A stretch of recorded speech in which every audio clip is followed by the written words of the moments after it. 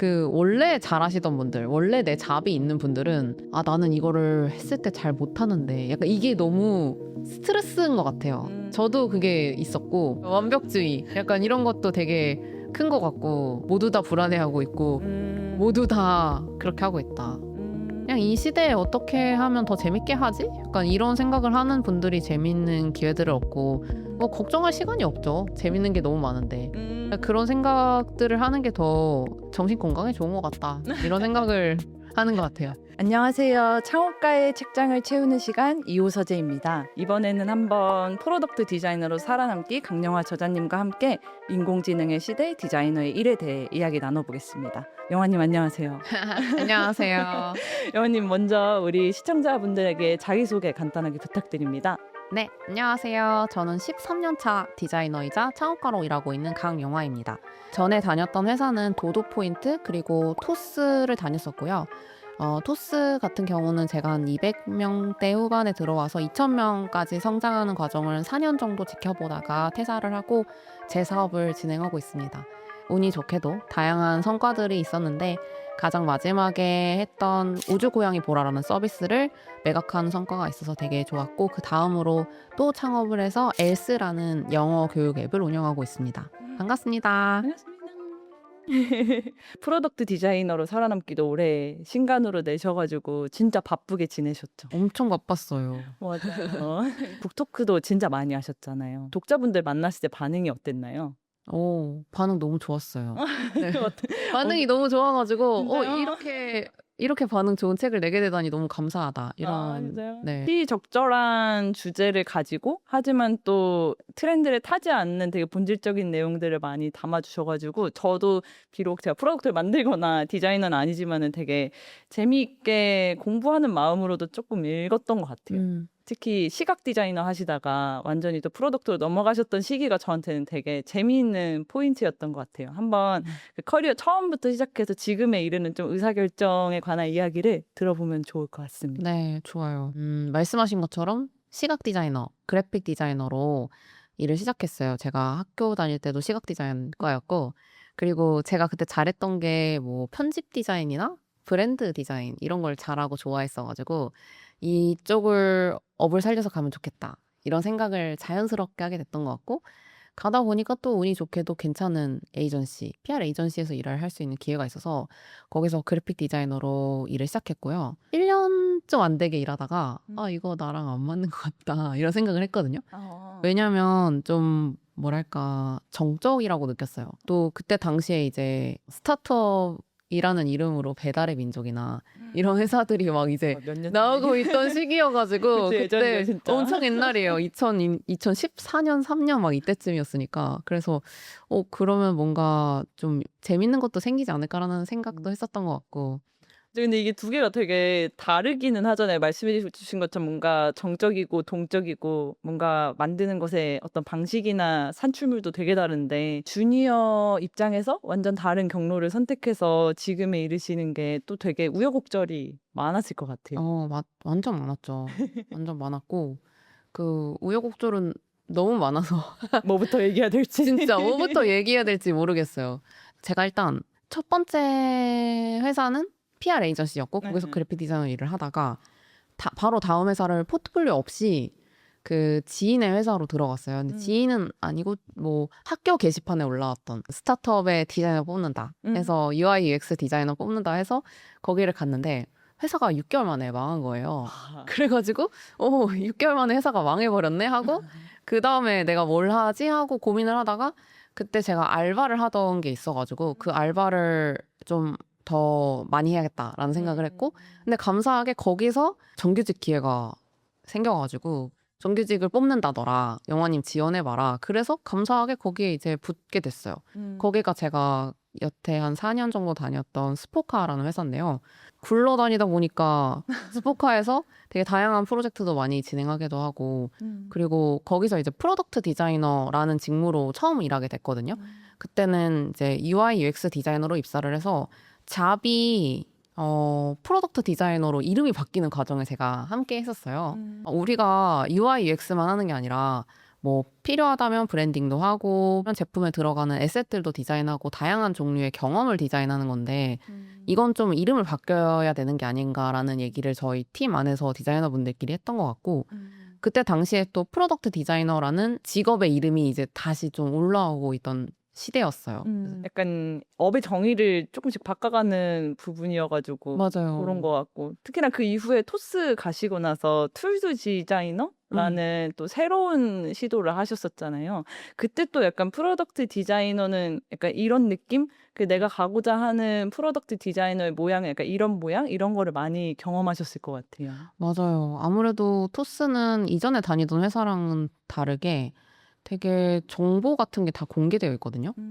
그리고 뭔가 디자이너한테도 탁월함을 요구할 때 비즈니스적으로도 잘 할 수 있는 디자이너, 비즈니스적으로도 잘 볼 수 있는 디자이너를 요구를 했었어요. 그게 뭐냐면 이제 데이터를 보고 그 데이터를 해석하고 그리고 그 데이터 기반으로 사고하고 디자인을 할 수 있는 사람, 그런 비즈니스 성장에 기여하는 디자이너, 이걸 되게 많이 요구를 했다 보니까 저도 자연스럽게 그런 부분으로 좀 저의 스킬셋 발전을 해갔던 것 같아요. 이전이랑 다르게.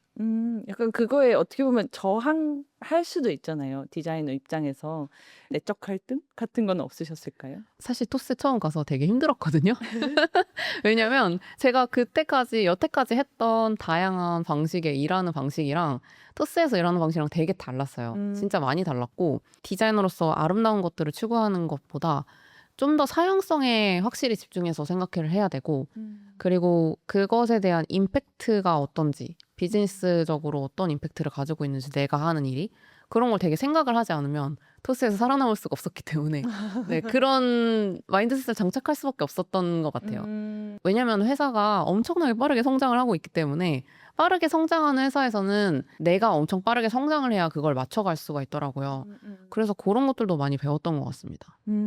어떻게 보면은 토스에서 이제 디자이너면서도 프로덕트를 통해서 돈을 버는 일에 대해서 되게 경험을 많이 하셨던 건데, 그러니까 이게 어떻게 보면 자연스럽게 창업으로 연결이 됐었던 것 같아요. 특히 예전에 글 써주셨던 것 중에서 그 말레이시아에 가가지고 사업 준비를 해보려고 하셨던 게 되게 인상 깊었거든요. 그 당시에 약간 내가 사업을 할 수 있을 수도? 약간 이런 느낌을 받으셨던 순간에 관해서 조금 더 얘기해 주시면 좋을 것 같아요. 네, 제가 토스 다니면서 사이드 프로젝트도 많이 했었어요.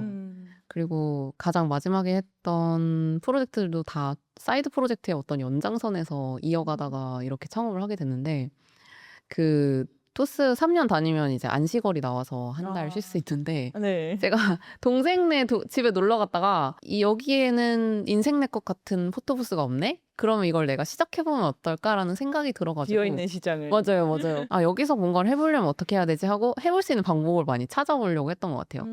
이제 원래 토스 다니면서도 항상 유저 리서치나 그런 데이터 같은 걸 보면서 하다 보니까 리서치를 먼저 시작했어요. 이거 내가 만약에 한다고 하면 다른 나라나 아니면 비슷한 도시에 분명 있을 텐데 그거를 어떻게 하고 있을까 얘네들은 나는 또 이거를 한다면 어떻게 할 수 있을까 이런 생각을 하면서 되게 상상을 하면서 그 여러 도시들을 갔던 것 같아요. 처음에 갔던 곳이 이제 저희 동생이 있는 말레이시아 페낭이라는 동네고 거기서 이제 치앙마이 넘어갔다가 방콕에서 싱가포르 갔다가 말레이시아 쿠알라룸푸르 다시 돌아왔다가 페낭으로 돌아오는 일정으로 그 한 달 안에 한 2주 안에 막 왔다 갔다 하면서 되게 그 리서치를 했던 것 같아요. 되게 재밌었고 그러면서 들었던 생각은 이거 되게 할 수 있을 것 같다는 생각이 들었던 거죠. 그렇게 되게 하고 싸게 하려면은 개발자가 있어야 될 것 같은데 난 개발을 못하니까 그래서 지금 만나게 된 공동 창업자랑도 그때 연이 돼서 진행을 하게 된 케이스고요. 이게 2023년 1월 26일인데 네, 날짜도 기억나. 그때 뭔가 시작됐다. 약간 이런 느낌이 딱 생각이 나고 대서사의 시작이. 맞아요, 맞아요. 그래서 그냥 그러면서 쭉쭉쭉 뭔가 창업가로서 이어갔던 것 같은데 진짜 단 하나도 제 예상대로 흘러가는 건 없었어요. 그냥 다양하게 시도해보면서 해보다 보니까 진짜 굴러가다 보니까 제 커리어처럼 이렇게 창업가로 일하고 있는 것 같아요. 맞아요. 사실 저희가 2년 전에 책 집필에 관해서 고민을 하면서 만났을 때가 한참 여러 가지 제품을 막 시도해보고 있으실 때였잖아요. 그러면서 그때 우주고양이 보라 이제 유저빌리티 테스트를 저한테 해주셨던 기억이 나거든요. 유저빌리티 테스트를 저한테 이런. 해주셔가지고 이게 뭐지? 하면서 막 했었던 기억이 딱 기억나요. 그쵸? 네, 거기서 이게 뭐지? 이역해서 하면서 맞아, 했었거든요. 맞아요. 그랬는데 그 당시에 진짜 다양한 제품 막 시도하셨던 게 되게 인상 깊었었어요. 그 처음에 페낭에서 나 사업할 수 있을 수도? 와 이제 우주광의 보라를 엑시트하고 지금에 이르렀을 때 좀 차이? 아니면은 생각의 변화? 이런 게 있을까요? 너무 생각의 변화가 많죠. 그러니까 그때는 재미가 그 어떤 저의 뭔가 움직이는 원동력이었던 것 같고, 물론 그때는 할 수 있을까? 였던 것 같은데, 지금은 뭔가 시작한다고 하면, 할 수 있을 것 같다. 이런 생각을 더 많이 하게 된 것 같거든요. 생각해보면은 그 우주고양 보라 하기 전에도 사이드 프로젝트 진짜 많이 했었는데, 그때는 그냥 재밌어서, 그냥 단순히 재밌어서 했거든요.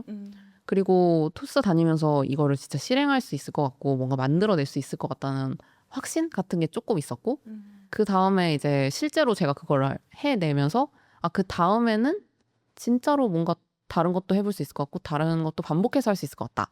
라는 좀 더 자신감 같은 걸로 좀 바꿔왔던 것 같아요. 맞아요. 그 실제로 약간 돈을 벌고 좀 더 큰 뭐 유저를 일으키거나 더 큰 매출을 내는 형태를 창업을 통해서 경험하셔서 아마 그게 자신감의 약간 기반이 되지 않았을까 싶어요. 우주고양이 보라가 그래도 좀 더 잘 됐었던 이유 아니면 이거를 좀 잘 되게 했었던 그런 의사결정들이 어떤 게 있었을까요? 네. 잘 됐었던 이유는 저랑 공동창업자랑 약간 회고 아닌 회고들을 많이 해야 될 수밖에 없었어가지고 다시 살펴봤을 때 디자인이 좋아서 잘 된 것 같아요. 오. 디자인이 좋아서 잘 된 것 같고, 그리고 그 기존의 사주 앱들이 가지고 있는 형태랑은 조금 다른 언어를 썼던 것 같아요. 예를 들면 예를 들어서 기존의 사주 앱은 이 사주가 잘 맞아 라는 얘기를 많이 했거든요. 이 사주가 잘 맞고 이 운세가 너의 뭔가 미래를 보여줄 거야. 약간 이런 느낌으로 했다면 저희가 만들었던 앱은 좀 더 위로에 초점을 맞췄던 것 같아요. 이 사람이 운세를 보는 이유는 외로워서다. 네, 외롭고 불안해서. 불안해서다. 약간 그래서 거기에 맞춰서 위로해주는 마음의 편지 같은 거 써주기도 하고, 거기에 이제 답장을 할 수 있게끔 해주는 그런 다른 장치들 같은 것도 뭔가 만들고, 그러면서 좀 뭔가 위로와 마음 챙김을 같이 하다 보니까 좀 그런 방식으로 잘 흘러갔던 것 같다는 생각이 들고, 그게 어떻게 보면 디자인의 영역이라고 느껴지거든요. 어떤 경험을 사용자에게 주게 할 것인가, 어떤 경험을 사용자가 하게 할 것인가, 여기에 되게 초점이 맞춰져 있다고 생각을 해서 그런 면에서의 포인트들이 주요하지 않았나라는 생각이 들고, 일단 엄청 귀엽거든요. 그래서 사람들이 좋아하는 것 같아요. 그 말씀해 주신 게 되게 인상 깊네요. 사주 풀이를 하는 이유는 외롭고 불안해서 라는 부분도 되게 코어한 측면인 것 같아서.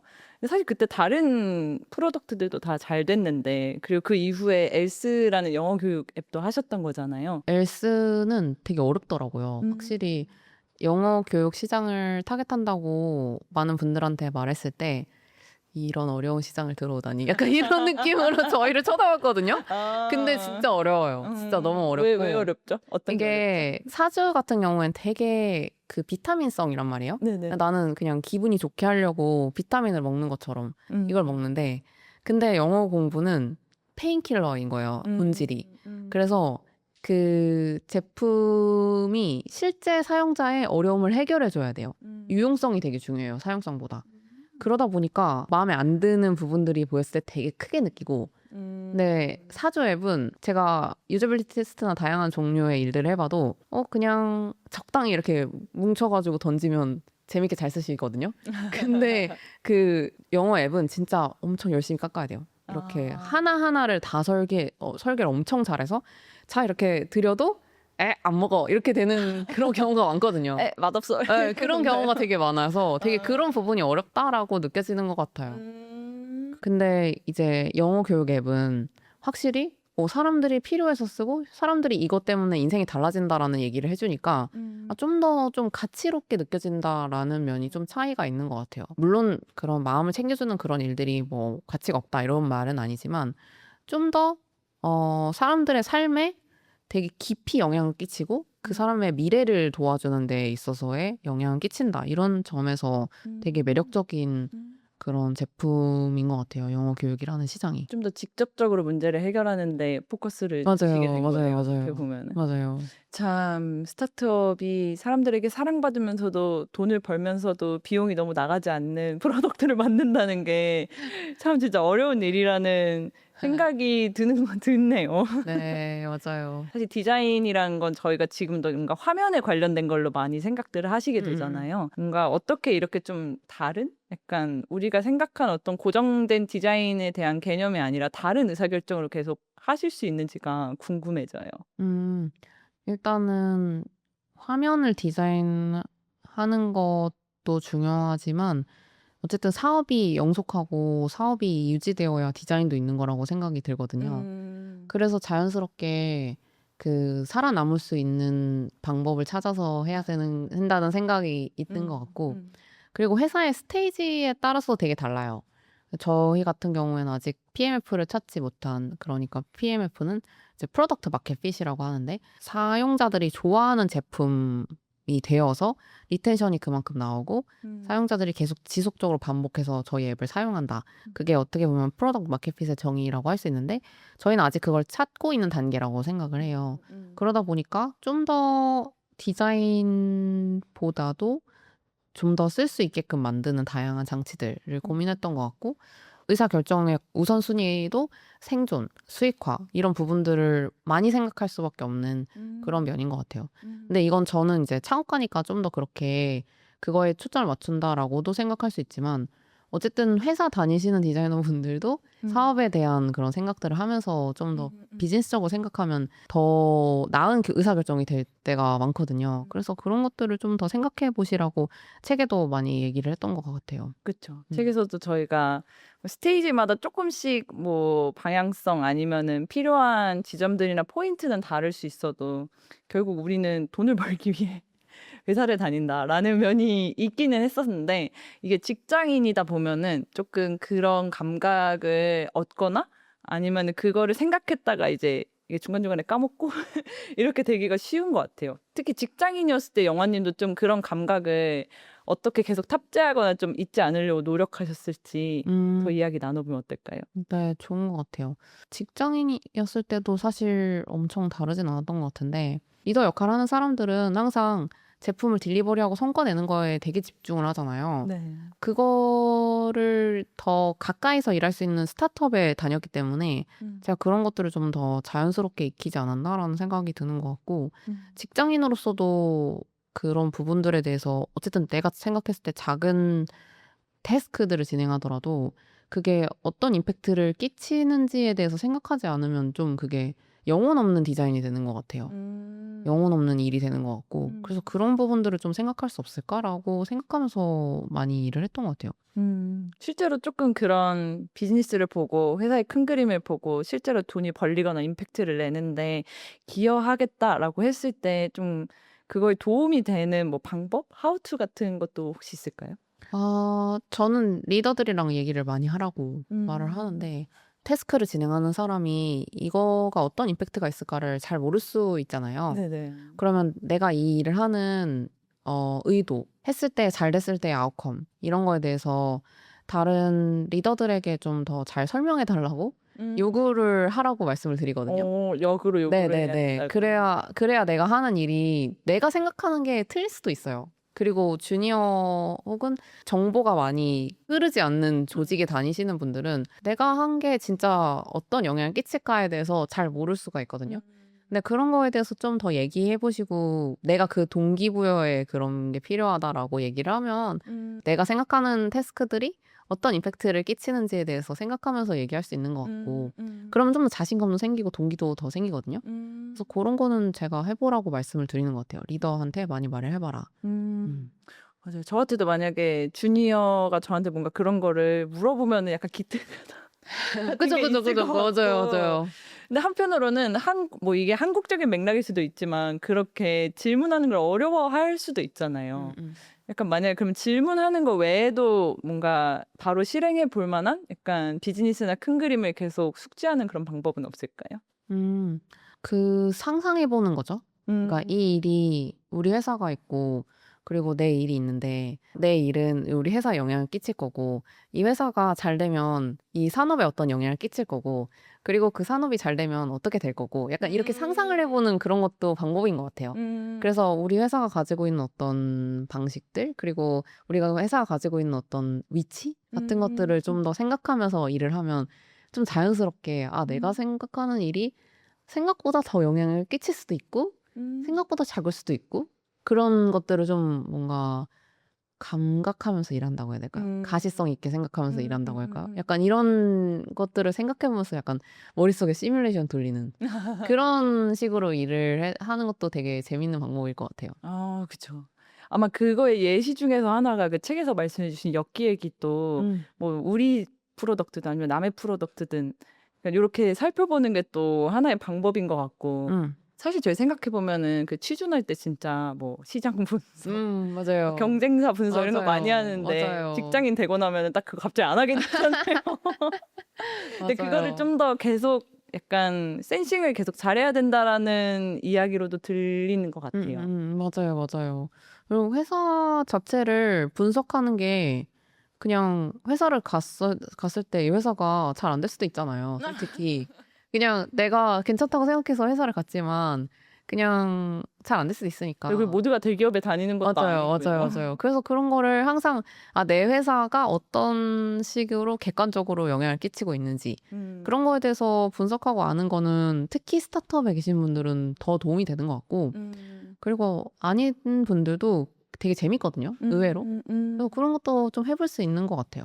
이제는 저희가 또 연차가 조금씩 쌓이다 보니까 이제 반대로 주니어인 사람들 이제 저희가 리드해야 되는 사람들에 대해서 이런 걸 이끌어내야 되는데 쉽지 않다는 생각이 들지 않으시나요? 아, 쉽지 않죠, 쉽지 않죠, 쉽지 않죠. 근데 또 요새 드는 생각은 저는 이제 창업팀을 운영하고 있으니까 팀의 크기가 크지 않아도 된다는 게 너무 비슷하게 생각하시는 것 같거든요, 다들.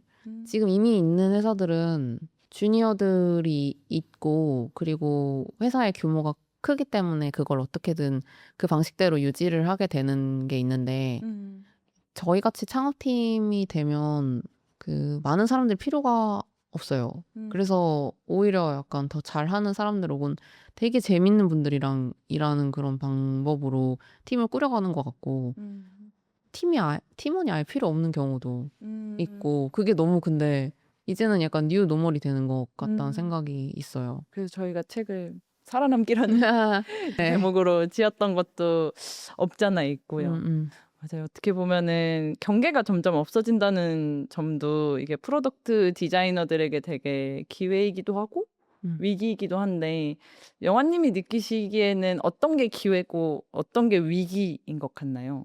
음.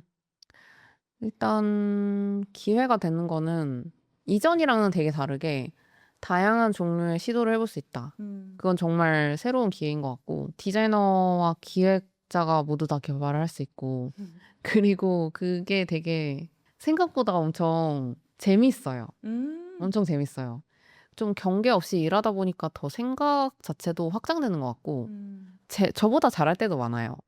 그러니까 예를 들어서 엄청 창의적인 뭔가가 필요하거나 생각을 깨야 될 때 저는 어쨌든 항상 사고하는 방식대로 사고를 하게 되고 내 안에 있는 정보들 위주에서 그 위주의 의사결정을 하게 되잖아요. 저 아는 만큼 보고. 네, 근데 AI가 디자인하면 완전히 좀 다른 종류의 사고방식으로 디자인을 하기도 하거든요.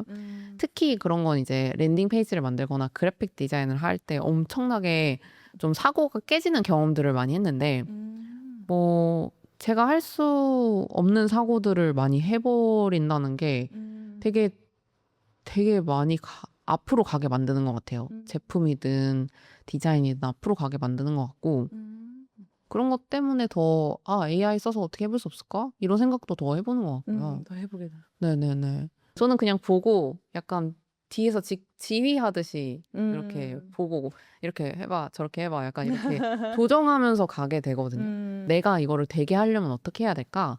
그래서 그 부분으로 이제 좀 더 가게 하는 그런 방식으로 진행을 하게 되는 것 같아요. 어떻게 보면은 약간 말씀해 주신 약간 지휘해 주신다는 표현이 되게 좋은 것 같아요. 뭔가 모차르트만 살아남는 시대가 아니라 살리에리도 할 일이 있는 네네네. 시대인 것 같은 느낌이 네네네. 들어서 되게 흥미로운 것 같고 이런 식으로 사실 진짜 변화도 많고 그리고 또 디자이너지만 비즈니스도 볼 줄 알아야 되고 데이터도 봐야 되고 근데 여전히 유저도 열심히 봐야 되고 문제도 해결해야 되고 이 많은 것들이 막 소용돌이 치다 보니까 사실 번아웃이 오거나 뭔가 정체성이 내가 디자이너인가? 네. 그러니까 이런 고민들이 들게 될 것 같은데 혹시 영화님은 그런 순간이 없었는지 어떠셨는지?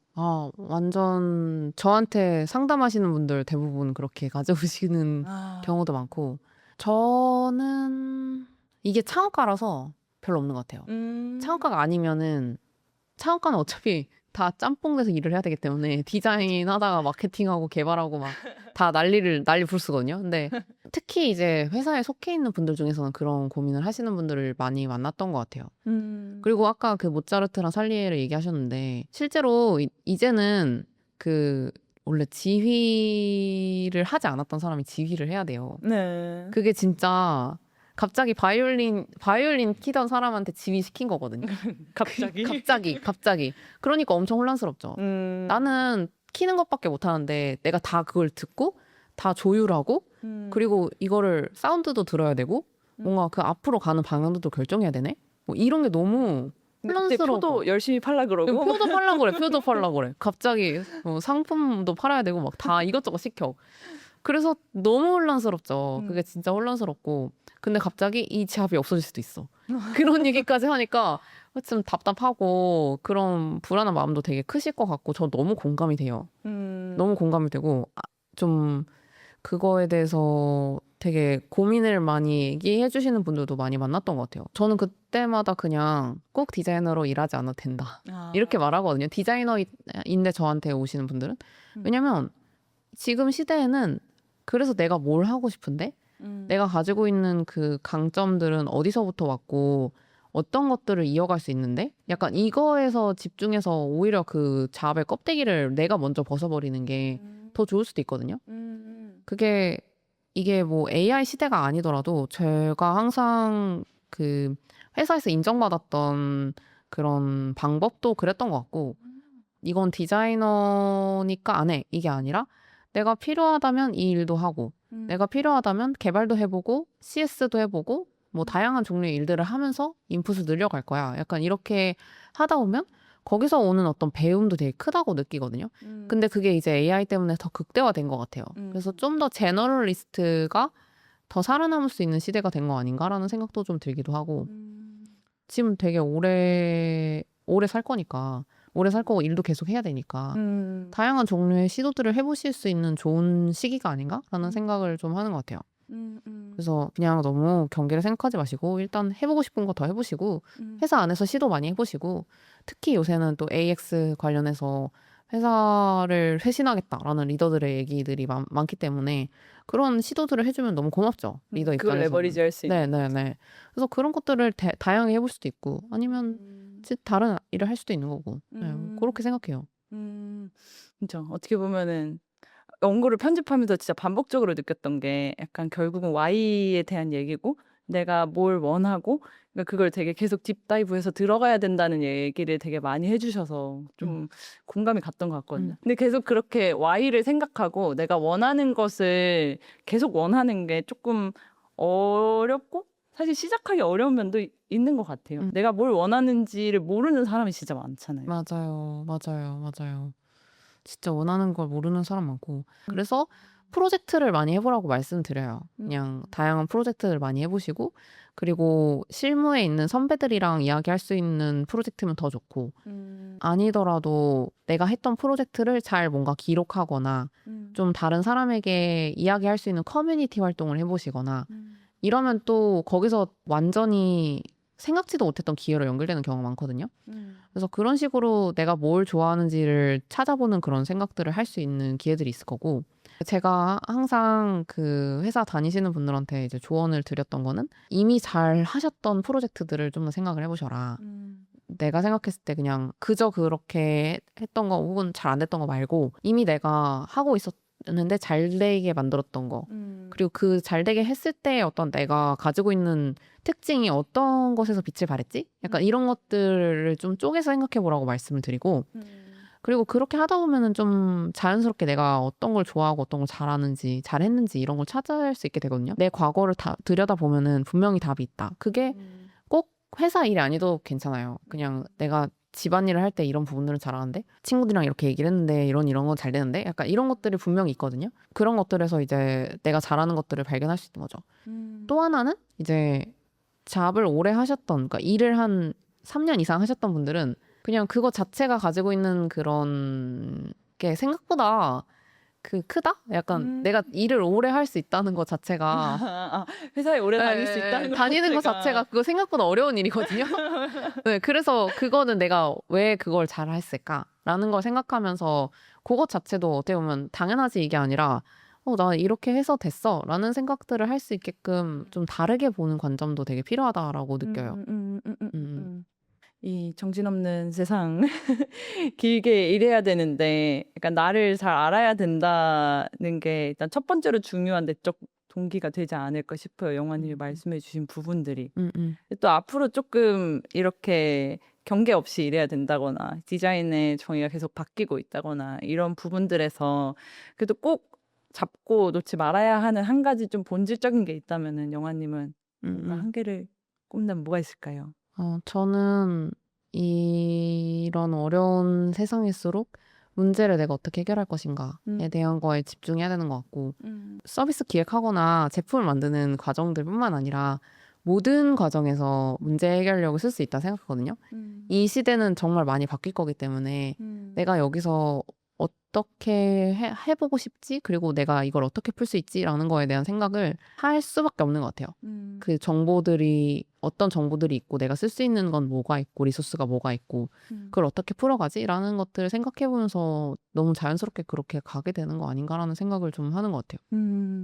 어떻게 보면 문제 해결력이 중요한데 그중에서 문제가 특히 일단은 선행적으로 중요하고 근데 그 문제라는 게 유저의 문제일 때가 많아서 그래서 어떻게 보면 디자이너한테 또 좋은 시절인 것 같기도 해요. 맞아요, 맞아요. 디자이너에게 지금 기회가 있다면 아직 그 엔드 투 엔드로 그러니까 디자인의 처음부터 끝까지 에이전트가 할 수가 없거든요.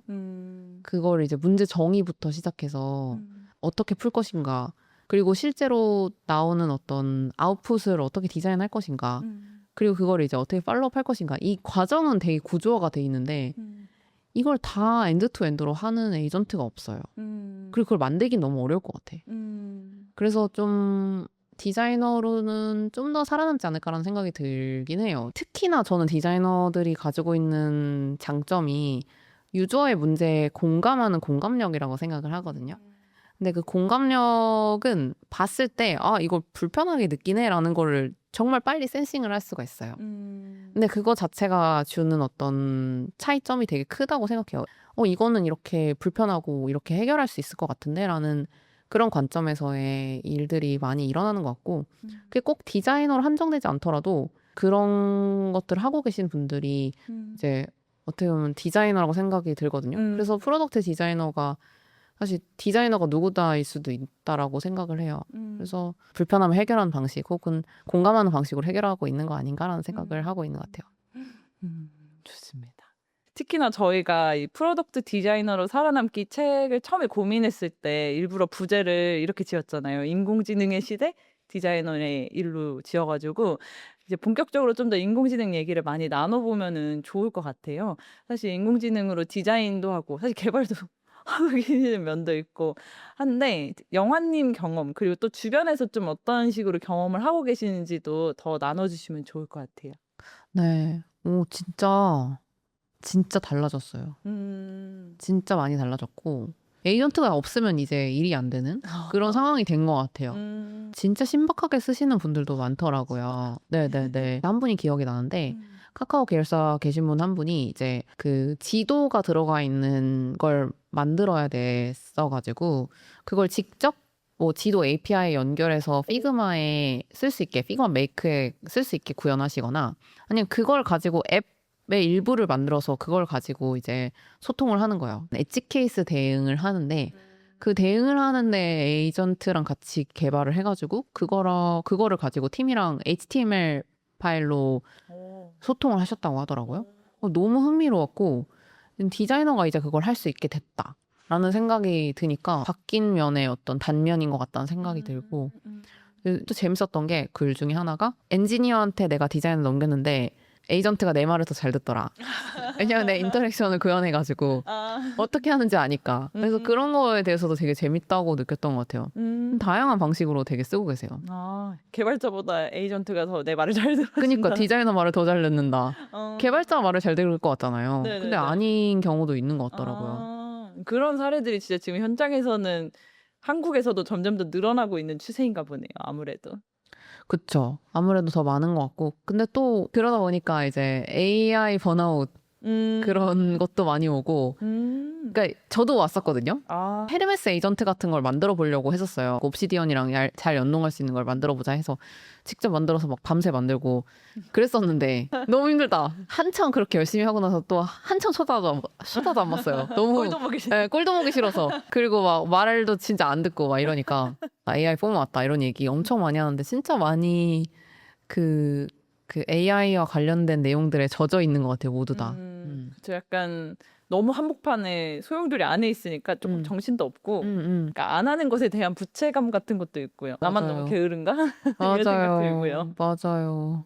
근데 또 AI 많이 쓰면서 느끼는 거는 그냥 AI가 만능이 아니다라는 것도 되게 많이 느끼거든요. 그러니까 일단 내가 구린 걸 생각을 하면 구린 게 나와요. 완전 쓰레기 네네네네. 맞아요. 그것도 이제 프로그래머 유명한 격언이죠. garbage in, garbage out. 근데 그게 너무 그냥 그런 것 같아요. 그리고 AI가 만든 디자인이 다 비슷비슷하게 생겼잖아요. 그렇죠. 네, 그래서 그런 것도 보면서 역시 디자인이 되게 중요하구나 이런 생각도 많이 하는 것 같고. 약간 좀 평균을 수렴하는 면이 없잖아요. 맞아요. 그래서 좀 되게 좋은 걸 만들려면 좋은 사고가 필요한 것 같은데 또 AI 번아웃이 오는 이유 중에 하나가 내가 시켜놓은 건 엄청 많은데 이제 내가 잘 시켜야 되는데 컨텍스트 스위칭 하다가 내 인지적 에너지를 다 써버려가지고 인지적 에너지가 없어져서 번아웃이 오는 경우도 있는 것 같거든요. 그것도 좀 뭐랄까 약간 피로감을 만들어내는 요인인 것 같아요. 좀 결국에는 사람이 AI를 그렇게 막 AI처럼 할 수 없다면 사람처럼 하는 게 좋은 것 같다라는 생각이 좀 드는 것 같아요. 어떻게 보면 나는 팀장 하나인데 막 인턴 막 엄청 많고 이런 느낌인 거네요. 맞아요. 그리고 또 재밌는 거는 어쨌든 제가 이제 디렉터 역할을 다들 한다고 말씀을 드렸는데 저도 이제 잘 일을 시키는 매니저의 역할을 더 빙의하게 되고 모든 사람들이 다 그런 것 같아요.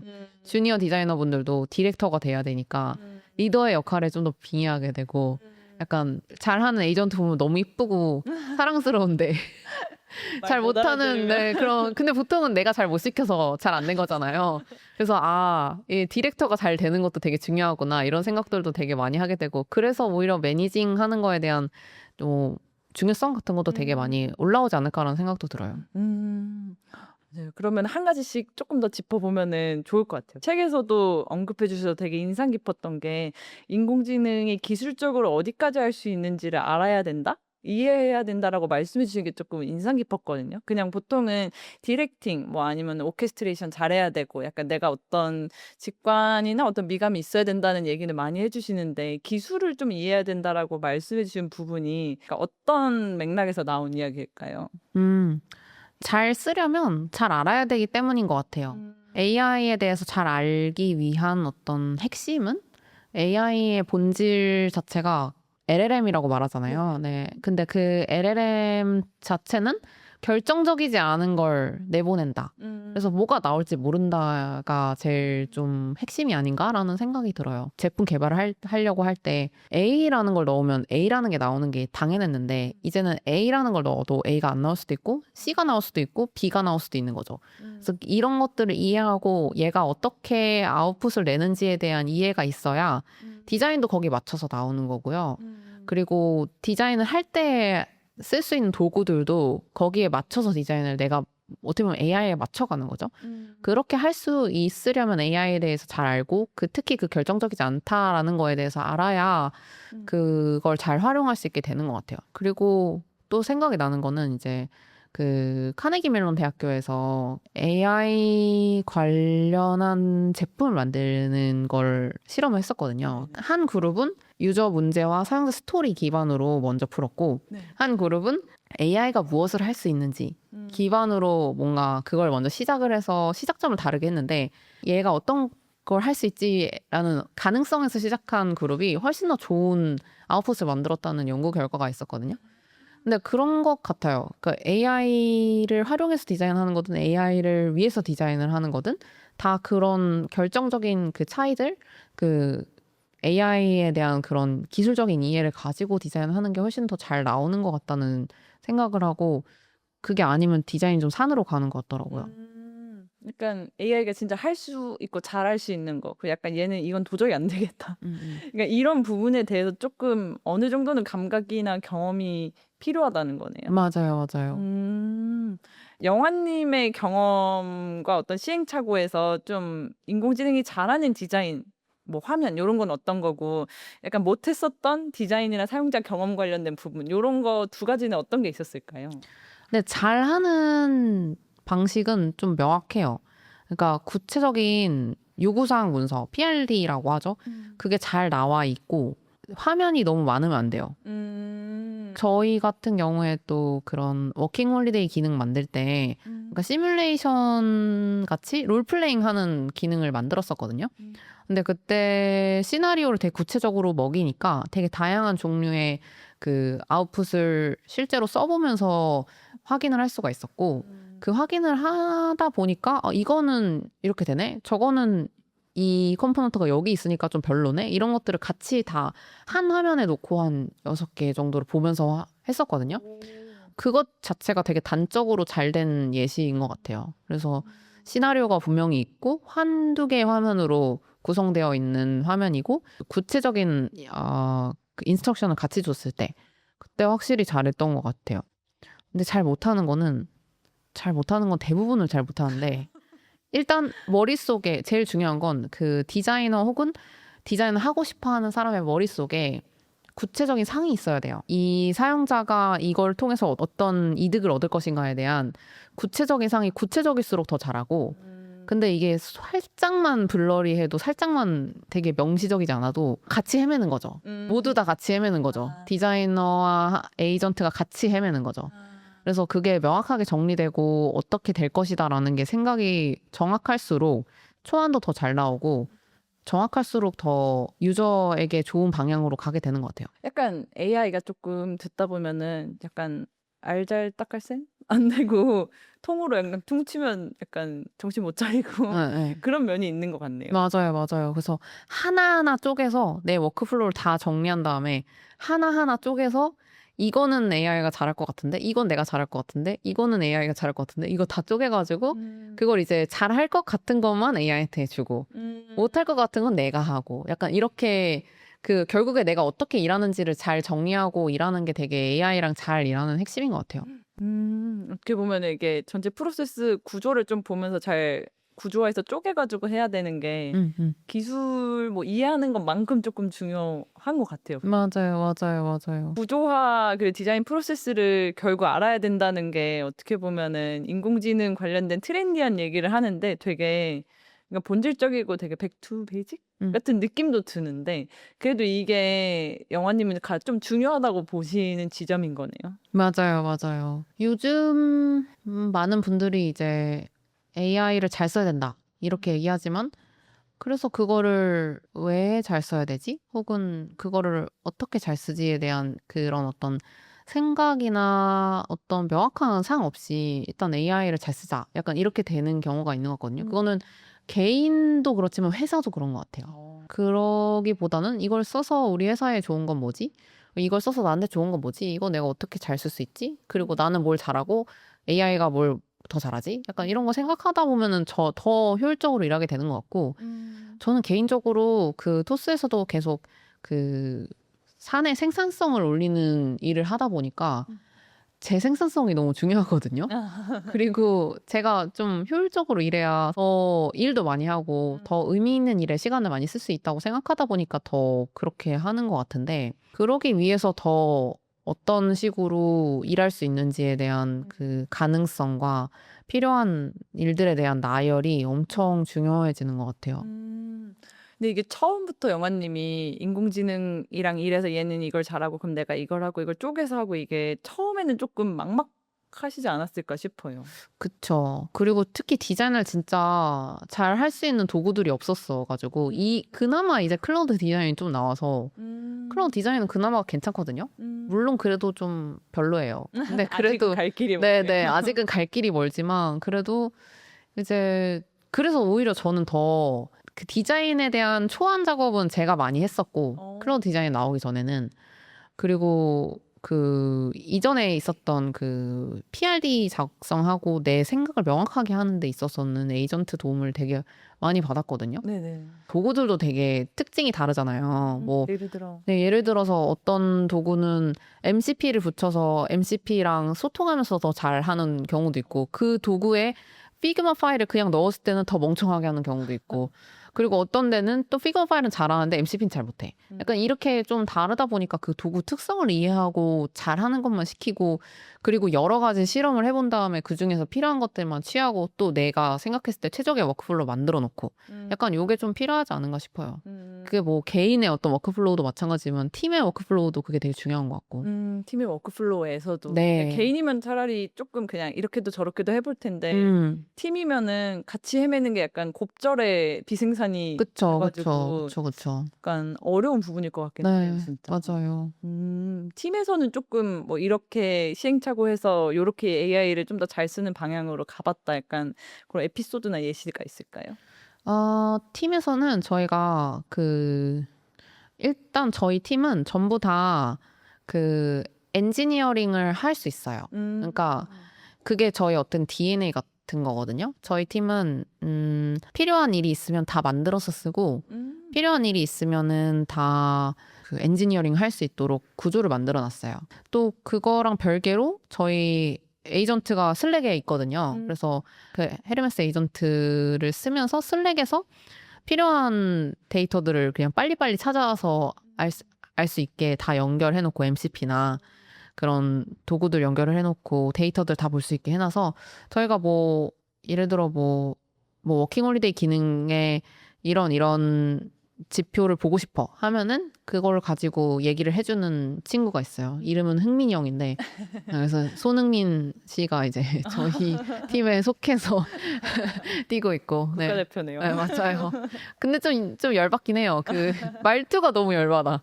그 우리 국대 뭐 흥민이 형이 뭐 어쩌고저쩌고 막 그런 알려준다 이런 거예요? 그 약간 그런 느낌으로 하는데 좀 열받긴 하는데 뭐 어쨌든 그렇게 필요한 도구들은 다 만들어서 쓰거나 활용해서 쓰거나 그리고 그 모든 그 필요한 내용들 다 에이전트가 쉽게 접근할 수 있는 방식으로 만들고 있고 그것도 되게 중요한 것 같아요. 에이전트가 쉽게 접근할 수 있게 만드는 거, 읽기 편한 환경으로 만드는 거, 그것도 되게 중요한 것 같아요. 디자이너가 아닌데 디자인 프로세스를 뭐 알아야 된다거나 아니면은 이 제품을 만든다는 일에 어떤 구조화를 잘해야 된다거나 이게 되게 일반 역량처럼 돼가는 것 같긴 해요. 맞아요. 근데 약간 막막하지 않나 처음에는 조금 완전 막막하죠. 디자이너가 아니니까요. 네, 개발을 저 처음에 했을 때도 에이전트랑 같이 하는데 너무 막막하더라고요. 아 진짜요? 잘 모르는데 그리고 심지어 또 이게 그 원래 잘하시던 분들, 원래 내 잡이 있는 분들은 이게 나는 이거를 했을 때 잘 못하는데 약간 이게 너무 스트레스인 것 같아요. 저도 그게 있었고 그래서 너무 자연스럽게 하기 싫다 이런 생각도 많이 들고 그게 이제 개발을 배우는 거가 AI를 배우는 것도 그렇게 비슷하게 느끼시는 경우들도 있을 것 같다는 헤매고 생각이. 못하는 내가 너무 싫다. 맞아요. 내가 밉다. 완벽주의. 약간 이런 것도 되게 큰 것 같고, 네. 자연스럽고 너무 당연하죠. 그걸 모두 다 막막해하고 있고, 모두 다 불안해하고 있고, 모두 다 그렇게 하고 있다. 그래서 되게 그냥 이 시대에 어떻게 하면 더 재밌게 하지? 약간 이런 생각을 하는 분들이 재밌는 기회들을 얻고 더 좋은 일들을 하실 거고 뭐 걱정할 시간이 없죠. 재밌는 게 너무 많은데 그런 생각들을 하는 게 더 정신 건강에 좋은 것 같다. 이런 생각을 하는 것 같아요. 맞아요. 약간 궁금해하고 그래서 배우려고 하고 재미나 의미를 찾기도 하고 근데 그런 것들이 나의 선택에서 내적 동기로 움직이게 되고 이런 게 되게 중요해지는 것 같은데 그러한 면에서 구조화나 디자인 프로세스를 조금 어떻게 하면 더 잘 이렇게 천천히 젖어들듯이 배울 수 있을까? 음. 디자이너시니까 이 AI 네네네네. 시대에 좀 팁이 있을까요? 일단 저는 이제 프로덕트 디자이너고 프로덕트 디자이너는 제품을 그러니까 IT 제품을 만드니까 그 관점에서만 얘기를 하면 IT 제품이 전통적으로 어떻게 만들어져 갔는지 같은 프로세스를 잘 익히는 게 먼저인 것 같아요. 그래서 서비스 기획하는 프로세스라고 하면 팀에서 어떤 문제를 풀 것인가를 정의를 하고 그 문제를 풀 방법을 how를 고민할 때 디자이너와 PO 혹은 PM이 얘기하면서 이렇게 이렇게 가설을 세워보자라고 해서 넘어간 다음에 그 다음에 실제 로우 피델리티의 프로토타입을 만들어 보고 그 다음 하이 피델리티 프로토타입 만들어서 로우 피델리티는 우리 팀이 그런 소통할 수 있는 방식으로 질문을 던져보고 하이 피델리티는 그 제품이 고객이랑 어떻게 소통할 수 있는지 이거에 대해서 얘기를 해보고 그 다음에 실제로 피드백을 받기 위해서 릴리즈를 하고 피드백을 받는 과정 그 뒤에 그 다음으로 처음으로 돌아와서 계속 이 루프를 도는 과정이 있거든요. 그리고 그 각각의 프로세스에 이제 엔지니어 분들 그리고 디자이너 분들이 어떻게 참여하시는지라는 그런 전통적인 방식들을 이해하고 있으면 그 다음에 에이전트가 들어왔을 때 이거는 이게 에이전트가 이렇게 진행하는 거고 이거는 이렇게 하는 거고 라는 걸 이해하면서 그 이해도를 높인 상태에서 디자인을 더 할 수가 있어요. 그래서 저는 그냥 그 프로세스에 대한 전체적인 이해와 그런 버드뷰의 관점을 갖는 게 좀 필요하지 않나라는 생각을 하고요. 그게 좀 쉬울 수도 있어요. 왜냐면 너무 막막하거든요. 처음부터 다 잘하려고 하면은 너무 뭐가 있는지도 모르고 헷갈리니까 일단은 방법부터 다 안 다음에 그 뒤에서 쭉쭉쭉 내가 필요한 것들, 내가 부족한 것들 이렇게 해야 될 것들을 좀 리스트업을 하고 그 중에서 이제 좀 작게 만들어서 그걸 뭔가 쉽게 배우는 게 훨씬 더 유리한 방법인 것 같다라는 생각이 있고요. 디자인은 이제 하우의 관점에서는 이게 참 어려운데 경험이 많아야 되거든요. 이게 뭐 어떤 식으로 딜리버리를 해야 어떤 식으로 사용자에게 줘야 사용자가 잘 쓴다. 이런 경험이 많아야 그 제품이 잘 나오는 게 사실이에요.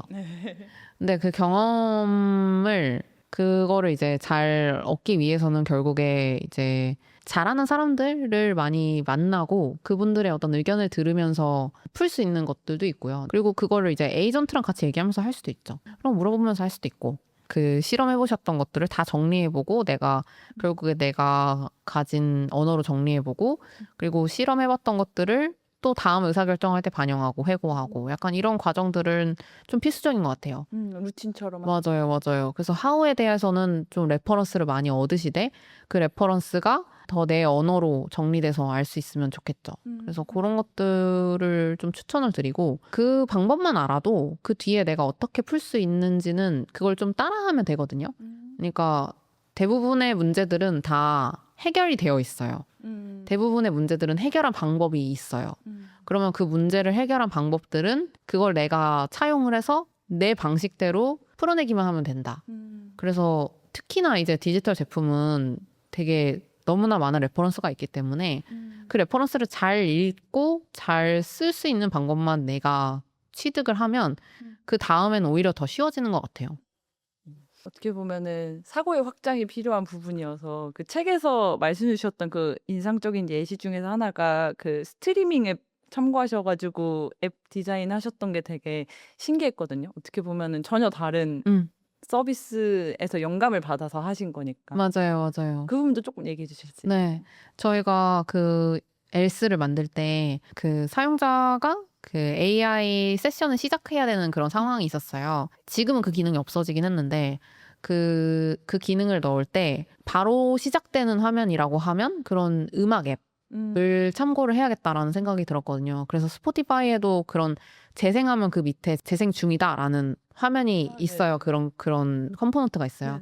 그런 걸 참고할 수 있지 않을까라는 생각을 했었던 것 같아요. 그래서 그런 방식으로 넣었었고 또 뭐 비슷하게 그 카드가 들어가야 되는 다양한 컴포넌트들이 저희 앱에는 되게 많았었는데 그거를 할 때는 데이팅 앱을 많이 참고했어요. 아, 데이팅 그러게요. 앱이 되게 정확한 어떤 정보들을 잘 보여줘야 하고 네. 또 예쁘게 보여줘야 되거든요. 네. 그래서 그런 그 틴더나 이런 다른 앱들에 스와이프하면 이제 넘어갈 수 있는 그런 방식으로 많이 되어 있는데 그런 식으로 뭔가 데이팅 앱의 컴포넌트를 사용해 해보자 이렇게 해서 만들어 넣은 것들도 있었고 뭐 영어 앱이지만 다양한 종류의 그 레퍼런스들을 참고해서 아 이거는 좋을 것 같은데 이건 우리한테 필요할 것 같은데 라는 것들을 이제 잘 사용해서 만들다 보면 또 괜찮은 앱들이 나오는 것 같고 그러기 위해서는 그 앱에 있는 그 기능이 어떻게 문제를 해결하고 있고 이게 어떤 문제를 해결하고 있고 그거를 이제 또 다 쪼개서 보면은 사실은 그걸 가지고 올 수가 있는 거죠.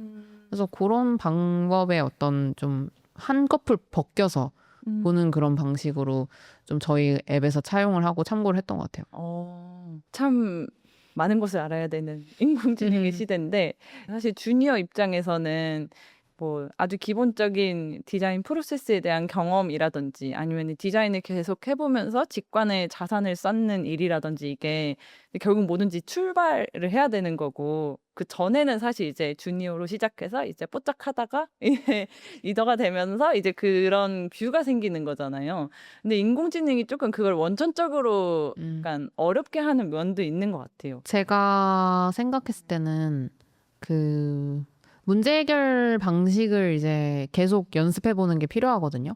그 디자인 관점에서 어떻게 문제를 해결하고 어떻게 할 수 있는지에 대해서 연습을 해봐야 되는데 이 문제를 좀 잘 쪼개서 볼 수 있는 다양한 도구들이 있을 텐데 그게 이제 다른 사람이 만들어 놓은 프레임워크 같은 거, 뭐 이 문제를 바라봤을 때 이 문제가 왜 문제이고 뭐 어떻게 문제인지는 되게 다양하게 그걸 쪼개볼 수 있는 구조화 스킬들이 있어요. 뭐 예를 들어 MEC라든지 뭐 아니면 IC 프레임워크이라든지 실무 업무에서 쓰는 뭔가 실험 설계 명세 이런 거라든지 이런 종류의 내가 가지고 있는 그 문제를 되게 쪼개서 볼 수 있게 만들어 놓은 다른 사람이 쓰던 그런 방식들이 있어요. 네네. 근데 그거는 사실 제가 설명하는 것보다 LLM이랑 얘기하면서 어떤 걸 배울 수 있을까를 물어보는 것도 되게 도움이 되거든요. 뭐 5Y라든지 뭐 이런 그런 것도 되게 많아요. 그래서 그런 것들을 뭔가 LLM이랑 같이 능동적으로 공부하면서 내가 문제를 어떻게 바라보고 어떻게 해결할 수 있을지를 좀 익혀가는 게 되게 필요한 것 같고요.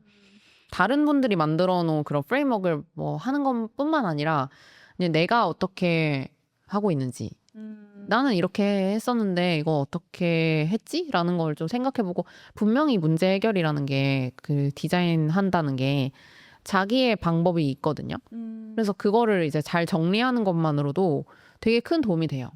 그래서 내가 이렇게 했는데 이 방법을 어떻게 뭐 쪼개서 했고 이게 어떻게 진행됐고 뭐 그래서 결과는 어땠고 약간 이런 류의 생각들을 더 논리적으로 할 수 있게끔 하는 그런 나만의 프레임워크를 만들어 보는 것도 되게 도움이 많이 된다고 생각을 하거든요.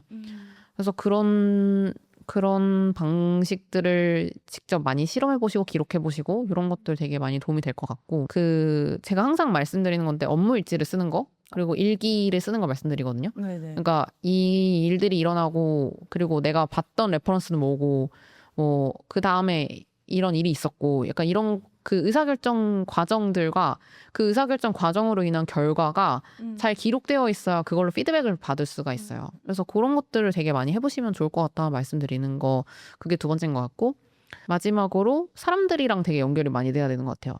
사람들이 그러니까 그 디자이너분들 특히 이제 주니어 분들끼리 많이 만나보셔라고 말씀을 드리거든요. 그러면 되게 그 아이디어들이 되게 많이 증폭이 되고 그리고 내가 생각했을 때 틀렸다라고 하면 그걸 좀 바라볼 수 있는 눈이 생겨요. 근데 그건 이제 디자이너 그러니까 꼭 디자이너분들 아니더라도 같은 직무를 가진 분들이랑 내가 더 잘 배울 수 있는 환경 만들고 같이 배울 수 있는 환경을 만들고 그렇게 해보시면은 확실히 많이 배우는 것 같아요. 그래서 그게 이제 주니어 분들한테는 제가 추천드리는 방식은 그렇게 세 가지인 것 같고 요새는 특히나 사람과의 연결이 되게 중요한 것 같아요. AI를 쓸 수 있는 방법들은 너무 많은데 결국에는 잘 쓰는 방법들 그리고 또 디자인 잘할 수 있는 방법들도 다 사람들을 통해서 전수가 된다고 생각이 들거든요. 그래서 물론 이제 뭐 다양한 도구들도 있고 LLM이랑 대화하면서 할 수도 있지만 실제로 사람의 문제를 해결했고 이런 방식들을 그것 자체가 디자인의 본질이기 때문에 그거의 경험 공유가 너무너무 중요한 것 같고 그걸로 인해서 생각이 발전되는 게 되게 필요한 것 같아요. 맞아요. 어떻게 보면은 뭐 책을 읽는다든지 뭐 다른 사람들이 말하는 자리에 와서 뭐 듣는다든지 아니면 실제로 뭐 커피챗을 요청해서 한다든지 이 모든 게 사실 되게 지름길 같거든요, 배움에. 나 혼자 이렇게 맨 땅에 헤딩하는 게 아니라 다른 사람의 우주를 만나가지고 약간 살짝 이제 우주의 비밀을 이거 옛날 미실의 그거네요. 하늘의 뜻을 살짝 알아가지고 근데 그 사람의 시간을 내가 되게 농축해서 얻어가지고 뭐 그걸 배움으로 삼아서 다음 길로 갈 수 있는 거잖아요. 그래야지 이런 뭐 책이라든지 이런 콘텐츠라든지 아니면 직접 만나서 막 물어본다든지 이런 하나의 접근성만 있어도 그 이후에 조금 풀리는 게 또 달라지는 것 같아요. 생각보다 주니어 때 그거를 좀 생각하기가 어렵더라고요. 맞아요. 어렵게 다가오기도 하고요. 맞아요. 저는 그냥 제가 그래서 그게 잘 어려운 걸 아니까 제가 사람들을 소개를 많이 시켜드렸어요. 그래서 전 되게 오늘 이번에도 너무 뿌듯한 게 주니어 분들이 그러니까 서로 소개를 해드렸거든요. 소개팅처럼. 그래서 이제 그런 그룹이 한 3-4그룹이 있는데 근데 어떤 분들은 너무 서로 이제 의지하게 되고 도와주게 되고 있다라고 고맙게 말을 해주시기도 하고 그리고 어떤 분들은 아예 디자인 커뮤니티를 만들어 버리셨더라고요. 그래서 뭐 그런 부분들도 이게 되게 좋다. 나는 뭔가 소개해드린 건데 그냥 그 뒤에 알아서 이제 그 쿵짝쿵짝 연결되고. 그냥 연결만 돼도 네. 그 뒤에 되게 다양한 방식으로 풀려는 것 같아요. 훨씬 나은데요. 어떻게 보면 이 각박한 시대에. 네네네. 그리고 다 같이 공감하고 어려움이 있다는 걸 아니까 그냥 쉽게 더 연결되시는 것 같아요. 이 시대가 어렵다는 걸 알고 있기 때문에. 그러니까 사실은 이렇게 주니어에게 막막함 뿐만 아니라 사실 시니어 디자이너 입장에서도 그동안 내가 해왔던 디자인이 계속 갈까? 라는 혼란이 좀 있을 것 같기는 해요. 근데 시니어 디자이너 입장에서는 그러면은 좀 이런 인공지능의 시대에 약간 디자이너의 일을 좀 어떻게 봐야 될지 뭔가 영화님만의 어떤 관점이 있을까요? 이게 되게 시니어 분들뿐만 아니라 그 많은 분들의 고민인 것 같아요. 그 엔지니어 분들, 기획자 분들 다 롤이 겹치고 있다. 특히 시니어 분들은 이게 내가 원래 알고 있던 시대랑 다르고 내가 원래 하고 있던 거랑 다르고 너무 다르다. 그래서 어떻게 해야 되냐, 내가 창업을 해야 되냐 이런 얘기까지도 해주시거든요. 근데 되게 저도 같은 입장에서 고민을 해보면서 드는 생각은 결국에 내가 진짜 하고 싶은 거 찾아가야 된다. 그리고 내가 뭐 필요하다고 생각하는 것들, 내가 생각하는 것들에 대한 어떤 뾰족함, 그리고 내가 생각하는 것들에 대해서 더 명료하게 생각하고 중심이 곧게 서 있고 약간 이런 게 좀 더 이 시대에 필요하다고 생각하거든요. 근데 저는 시니어 분들이 그걸 그리고 다른 직무에 계신 분들이 다 그걸 알고 있다고 생각해요. 이미 일을 오래 하셨던 분들은 본인이 가지고 있는 강점이 있으시고 그런 나만의 노하우와 나만의 그런 성공 방정식 같은 것들을 많이 쌓아오셨다고 생각하거든요. 그래서 조금 더 자기를 믿고 그냥 더 해보셔도 된다. 그리고 필요하다면 뭐 이 실험하는 것들, 다양한 종류의 실험하는 것들에 되게 적극적으로 동참해 보시면 배우는 것들이 되게 많을 거다라는 말씀을 드릴 수 있을 것 같고 그리고 그걸 위해서 엄청나게 많은 시간이 필요한 건 아니에요. 그냥 뭐 하루 20분 정도 해보는 거죠. 그러다 보면은 이제 되게 다양한 종류의 변화들에 대해서 좀 더 유연하게 대처할 수 있고 그걸 너무 어렵게만 생각하지 않을 것 같다라는 생각이 저는 들어서 일단 해보는 거 추천드리고 그리고 이런 그 롤이 겹쳐서 그런 그것 때문에 이제 혼란스러운 분들에게도 비슷하게 이 상황에서는 모두 다 혼란스럽기 때문에 그냥 재밌게 즐겨보셔라. 그것만 찾아가도 더 해볼 수 있는 것들이 많다라고 저는 말씀을 드리거든요. 그게 되게 중요한 것 같아요. 이 시대는 다 같이 혼란스럽기 때문에 모든 걸 다 그냥 해보자. 그런 생각으로 마음가짐으로 하는 게 더 필요하고 재밌지 않을까라는 생각이 드는 것 같아요. 많은 가능성 중에서 특히나 그러니까 대창업의 시대가 될 거라는 말도 진짜 많은 것 같긴 한데 뭔가 창업을 한 디자이너 입장에서 창업을 고민하는 뭐 디자이너뿐만 아니라 경계를 넘나드는 많은 사람들에게 좀 어떤 조언을 해주실 수 있을까요? 창업하지 마세요라고 말할 순 없고 아, 그쵸. 이거 채널인데. 창업 너무 저는 개인적으로 창업이 진짜 힘들었어요. 지금도 사실 되게 힘들고 그리고 뭔가 어려운 일이라는 게 그걸 아는 게 필요한 것 같아요. 이게 즐겁기만 한 건 없고 그리고 뭔가 문제를 해결하고 나면은 또 다른 문제가 또 나와요. 근데 더 어려워요. 그래서 근데 또 새로운 문제예요. 그래서 저는 제가 살면서 이 창업을 하면서 안 해본 것들을 정말 많이 했거든요. 정말 평생 한 번도 해본 적 없는 것들을 엄청나게 것이었죠? 뭐 예를 들어서 뭐 매각과 인수 과정에서 아, 그런 LOI를 그런 써본다든지 뭐 이런 거를 내가 어떻게 하면 더 낫게 할 수 있지? 이거에 대해서 아. 물어볼 사람도 많이 없고 그쵸, 사실 그쵸. 이 경험 자체가 전 최초였던 거예요. 그냥 그런 거. 아니 뭐 회사에서 이런 게 필요한데 이거에 대해서 나도 잘 못하는데 해야 돼. 약간 이런 것들 너무 많고 그냥 그런 되게 고난과 어려움의 연속인 것 같다라는 생각이 있거든요. 근데 한편으로 드는 생각은 저는 이 여정이 좋아요. 그냥 창업의 여정이 너무 좋고 그리고 되게 행복하거든요. 그러니까 이 엄청 어려운 동시에 되게 즐겁고 내가 내 길을 만들어 간다라는 게 되게 주는 어떤 자유감 이런 게 엄청 크고 좋아요. 그거 자체가 되게 좋아서 그 어쨌든 창업은 힘들지만 좋은 거다라고 저는 생각을 하는데 힘들긴 진짜 힘들다. 그래서 그거를 이제 근데 또 그거를 일단 창업을 하고 싶다라고 하시는 분들은 하셔야 돼요. 그러니까 이게 마음이 든다? 그러니까 창업을 하고 싶다는 마음이 든다? 그럼 그분은 하셔야 되는 분이에요. 왜냐면 대부분의 사람들은 창업을 하고 싶다는 생각을 하지 않아.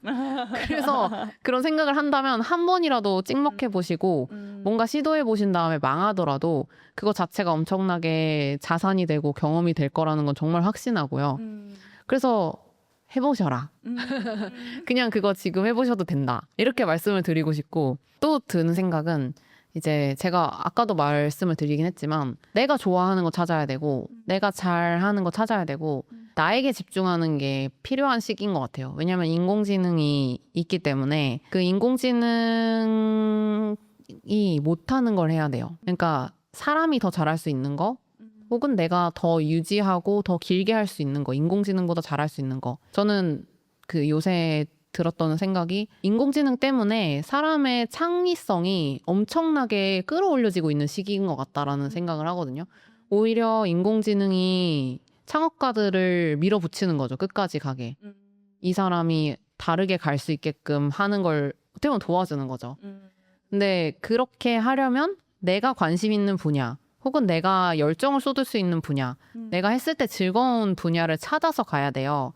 근데 그렇기 위해서는 나를 더 되게 잘 알아야 되는 것 같고, 그러기 위해서는 내가 더 어떤 사람인지를 생각을 해봐야 되는 것 같고, 그게 되게 필요하지 않나 생각이 드는데, 왜냐면 창업을 하게 되면 혹은 창업을 하지 않더라도 일을 하는 걸 오래 할 거기 때문이죠, 우리는. 그렇죠. 100세 시대. 네, 우리는 더 오래 일을 할 거기 때문이죠. 그래서 그거 자체가 되게 나에 대해서 집중하고 내가 뭘 좋아하고 뭘 필요로 하는지 이런 거를 생각하는 게 요즘엔 더 중요하지 않나. 뭐 이런 생각을 하는 것 같아요. 인공지능이 창업자들을 밀어붙인다는 표현이 되게 인상 깊네요. 뭔가 그러니까 뭐 전에는 못하던 것을 할 수 있게 됐으니까 이제 변명의 여지가 없잖아요. 맞아요. 무서운 말이기는 한데. 맞아요. 그래서 다 창업가의 모양대로 팀이 만들어지는 것 같고 저는 최근에 들었던 생각이 그 팀의 어떤 역량과 그런 능력이 그게 흘러나와서 팀이 된다. 이렇게 흘러나와서 제품이 되고 흘러나와서 뭔가 사업이 된다. 이렇게 느끼거든요. 그래서 그게 이제 자연스럽게 그 사람이 가지고 있는 그런 어떤 주관이나 그런 사고방식이나 이런 것들이 자연스럽게 흘러나와서 점점 더 그런 모양대로 빚어지고 흘러가는 것 같다는 생각이 들었어요. 그것이 인공지능이 그걸 좀 더 가능하게 가속하는 면. 맞아요. 그래서 재밌는 시대죠. 맞아요. 혼란하지만 또 재밌는 시대인 거죠. 어떻게 보면은. 그럼 마지막으로 좀 영화님 개인 그리고 팀의 앞으로 목표나 약간 계획이 있다면 어떤 게 있을지 들려주세요. 네. 저희 팀은 아직도 죽쓰고 있기 때문에 이게 스타트업이 다 그렇죠. 근데. 맞아요. 이게 항상 고생하고 있어요. 그래서 저희 팀은 이제 자생할 수 있는 매출과 그리고 구조를 만드는 거를 목표로 하고 있고요. 그리고 엘스에서 이제 워킹 홀리데이 가시는 분들을 위한 기능들을 실험을 했는데 그걸 정말 좋아하시는 분들이 많거든요. 그래서 혹시 워킹 홀리데이 가시는 분들이 계시다면 한번 엘스 써보시면 좋을 것 같고요. 그리고 저 개인적으로는 이 상반기가 되게 힘들었어요. 엄청 힘들었던 시기였어가지고 제 번아웃도 오고 또 공황도 몇 번 오고 그래서 되게 힘들었거든요. 그래서 이 하반기에는 좀 더 저 스스로를 돌보고 되게 좀 더 행복하게 살 수 있는 구조를 만들어놔야 20년, 30년 일할 때 그걸 만들 수 있을 것 같다는 생각이 들거든요. 그래서 저 스스로는 그런 나를 돌보고 구조를 만드는, 나 스스로를 돌보는 구조를 만드는 거를 좀 더 해보려고 하고 하반기는 그렇게 흘러갈 것 같아요. 책이 좀 영화님이 계속 일을 하실 수 있는 에너지를 부어주는 계기가 됐기를 바래요. 너무 됐죠. 네. 많은 분들이 이제 의견도 많이 주시고 도움이 됐다는 얘기도 많이 해주셔가지고 전 너무 감사했고 제가 인생에서 제일 힘든 시기에 책이 나와서 되게 어쩌다 보니 그렇게 돼가지고 막 이게 쉽지 않다 이런 생각을 했는데 책을 내고 나서 책을 내줘서 고맙다는 얘기 듣는 게 너무 저한테 되게 의미가 있었어요. 그리고 내가 어려운 시기에 이게 되게 도움이 될 것 같다라는 얘기 해주시는 것도 오히려 저는 나는 힘든데 그 얘기를 들으니까 또 엄청 에너지가 많이 차고 되게 도움이 많이 됐거든요. 위로도 많이 되고 너무너무 좋은 시간들을 보내고 있고 책 때문에 네, 좋은 것 같습니다. 어떻게 보면은 영화님이 말씀해 주셨던 것처럼 이거를 다 거쳐오셨기 때문에 또 책을 통해서 해주실 말씀이 있는 것 같고 또 힘드셨기 때문에 또 위로가 되는 것 같아요, 책이. 어떻게 보면은 안 힘들고 성공담만 있으면은 이제 노잼이잖아요. 인생은 또 레벨이 높아져야 더 재밌는 거니까. 그렇죠. 깨는 맛이 있죠. 그러니까요. 지금까지 좀 프로덕트 디자이너로 살아남기라는 책으로 영화님이랑 같이 이야기를 나누었는데 좀 오늘 얘기 나누시니까 어떠셨나요? 오, 되게 좋았어요. 그러니까 제가 이걸 준비하면서 또 들었던 생각은 더 다양한 종류의 생각을 할 수 있게 책이 도와줬다.